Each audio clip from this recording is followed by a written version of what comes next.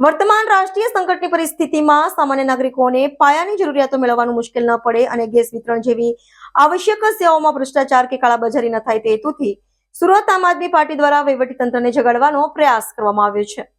વર્તમાન રાષ્ટ્રીય સંકટની પરિસ્થિતિમાં સામાન્ય નાગરિકોને પાયાની જરૂરિયાતો મેળવવામાં મુશ્કેલી ન પડે અને ગેસ વિતરણ જેવી આવશ્યક સેવાઓમાં ભ્રષ્ટાચાર કે કાળાબજારી ન થાય તે હેતુથી સુરત આમ આદમી પાર્ટી દ્વારા વહીવટીતંત્રને જગાડવાનો પ્રયાસ કરવામાં આવ્યો છે। આમ આદમી પાર્ટી દ્વારા આપવામાં આવેલા આવેદનપત્રમાં સૌથી મહત્વની માંગણી ગેસ વિતરણ પ્રક્રિયાને સંપૂર્ણપણે ડિજિટલ અને પારદર્શક બનાવવાની છે। ધર્મેશ ભંડેરીએ જણાવ્યું હતું કે ગુજરાતની તમામ ગેસ એજન્સીઓને દરરોજ કેટલી બોટલોનો જથ્થો ફાળવવામાં આવે છે, તેમાંથી કેટલા બુકિંગ કન્ફર્મ થયા છે અને વાસ્તવમાં કેટલા ગ્રાહકોને વિતરણ કરવામાં આવ્યું છે તેના આંકડા પડે ઓનલાઈન અપડેટ થવા જોઈએ। ગેસ પુરવઠામાં ક્યાંય પણ વિસંગતતા જણાય અથવા કોઈ એજન્સી કે ડીલર દ્વારા ગેરરીતિ કરવામાં આવતી હોય તો તેની તાત્કાલિક ફરિયાદ કરવા માટે એક સમર્પિત ઇમરજન્સી હેલ્પલાઇન નંબર જાહેર કરવાની માંગ કરવામાં આવી છે। ધર્મેશ ભંડેરીએ ચેતવણી આપતા કહ્યું કે માત્ર હેલ્પલાઇન શરૂ કરવાથી ચાલશે નહીં, પરંતુ તેના પર આવતી ફરિયાદોનો નિકાલ 24 કલાકમાં થવો જોઈએ।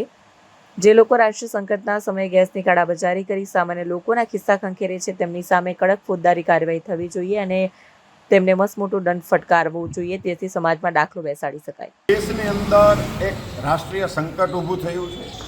ઈરાન, ઇઝરાયલ અને અમેરિકાના યુદ્ધના કારણે ક્રૂડ આપણે જે બહારથી મંગાવતા હતા, ઓઇલ, ગેસ જે આપણી પાસે બહારથી આવતું હતું, એમાં રાષ્ટ્રીય સંકટ ઊભું થયું છે અને ગેસની અછત ક્યાંક ને ક્યાંક ઊભી થઈ છે અને આ ગભરાટનો માહોલ સામાન્ય લોકોમાં ખૂબ ફેલાયો છે। ત્યારે આ આફતને ભાજપના મળતિયાઓ, ભાજપના વચેટિયાઓ, એના દલાલો આ આફતને અવસરમાં ફેરવવાનો લાભ મેળવવાના પ્રયાસ કરી રહ્યા છે, કાળાબજારી કરી રહ્યા છે એવા સમાચાર મળી રહ્યા છે। ત્યારે અમે પુરવઠા વિભાગને અને માનનીય કલેક્ટર સાહેબને વિનંતી કરવા માટે આવ્યા છીએ કે કોઈ પણ જગ્યાએ કાળાબજારી થતી હોય તો સામાન્ય માણસ એની જાણકારી કલેક્ટર સાહેબને કરી શકે, એના માટે ઇમરજન્સી હેલ્પલાઇન જાહેર કરવામાં આવે।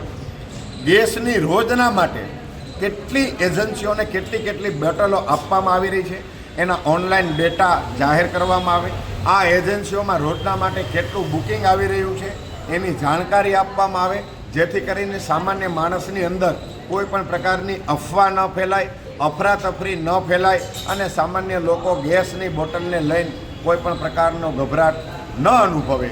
તેમજ સુરત જિલ્લાની અંદર ચાલતા અનાથાલયો, આશ્રમો કે સેવાવ્રત ચાલતા હોય અને એ જગ્યાએ પણ ગેસની કોઈ પણ પ્રકારની અછત ઊભી ન થાય એ પ્રકારની તમામ વ્યવસ્થા માનનીય કલેક્ટર સાહેબ કરે એ માંગણી સાથે આજે સુરત શહેરની સમગ્ર ટીમ કલેક્ટર સાહેબને આવેદન આપવા માટે આવી।